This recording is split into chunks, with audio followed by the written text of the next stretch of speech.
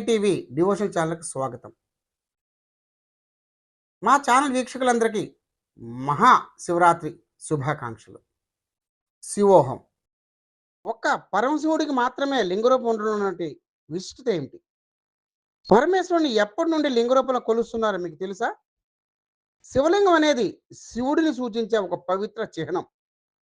సాంప్రదాయంలో లింగం శక్తి సూచికగా, దైవ సంభావ్యతగా పరిగణించబడుతుంది.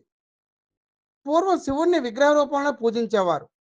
దానికి ఉదాహరణగా హరప్పా శిథిలాల్లో దొరికిన పశుపతి విగ్రహాన్ని మనం పరిశీలించవచ్చు.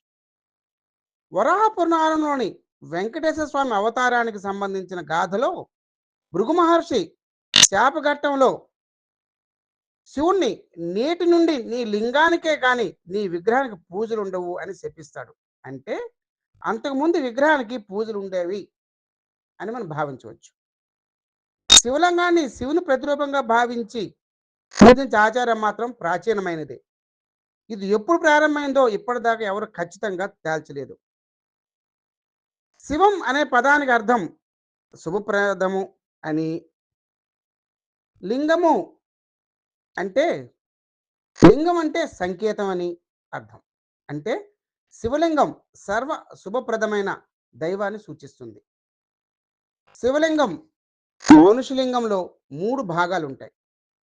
బ్రహ్మ భాగం భూమిలో, విష్ణు భాగం పీఠంలో, శివ భాగం మనకు కనిపించే పూజా భాగంలో ఉంటుంది. ఇకపోతే శివలింగములు ఎన్ని రకాలో తెలుసుకునే ప్రయత్నం చేద్దాం. 1 స్వయంభూ. ఈ లింగములు స్వయముగా వాటి అంతటా అవే వెలిసినవి. 2ది దైవిక లింగములు, అంటే దేవతల ద్వారా ప్రతిష్ఠింపబడినవి.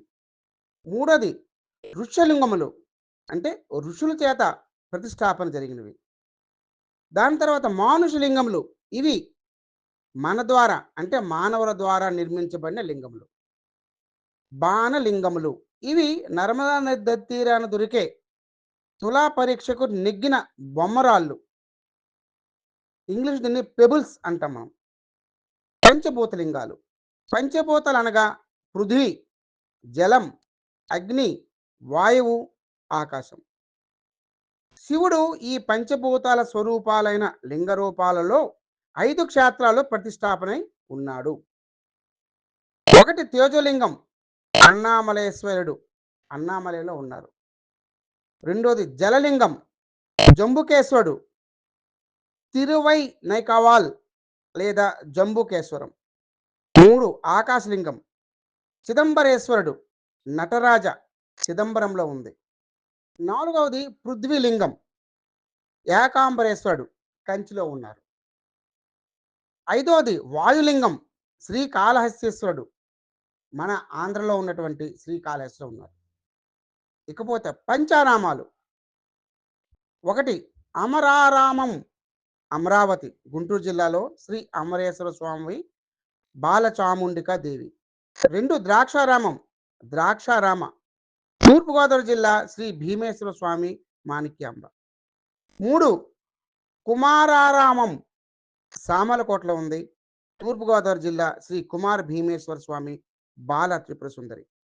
4 భీమారామం, భీమవరంలో ఉంది, పశ్చిమ గోదావరి జిల్లా శ్రీ సోమేశ్వర స్వామి అన్నపూర్ణ. 5 క్షీరారామం, పాలకొల్లు, పశ్చిమ గోదావరి జిల్లా శ్రీ క్షీరారామలింగేశ్వర స్వామి. ఇంకొన్ని విశేషాలు తెలుసుకుందాం. శ్రీకాళహస్తి శివలింగాన్ని అభిషేకించేటప్పుడు ఎవరు లింగాన్ని తాకరు. కేవలం లింగం యొక్క కింద భాగమైన పానుగట్టాన్ని మాత్రమే తాకుతారు.